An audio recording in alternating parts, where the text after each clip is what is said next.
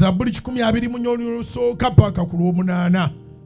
Singa Mukama si ye yali ku luuyi lwaffe, House of Prayer eyogere kaakano, Solot Media eyogere kaakano, singa Mukama si ye yali ku luuyi lwaffe, abantu bwe baatugolookokerako. Imagine kagambo kano ate mpulidde nga nkabikkulirwa. Omuntu n'agolokooka mu kifo ky'okugenda okukola ebibye, n'agolokokera ku ggwe. N'ogandi singa yasigaddewo nga yeebase, oba yeebakira eddala emirembe n'emirembe.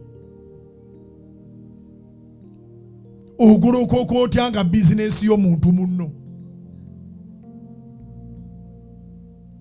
Abantu wabeerawo nno omuntu ne waliwo abantu ng'ogolokokeddwako bantu, sina muntu omu. Bagolokoka nga abateeseza, abamu bateesa, abalala tebateesa, naye ne bagolokoka purposely to fight against you. As if tebalina mulimu mu nsi muno. Okabikuliddwa.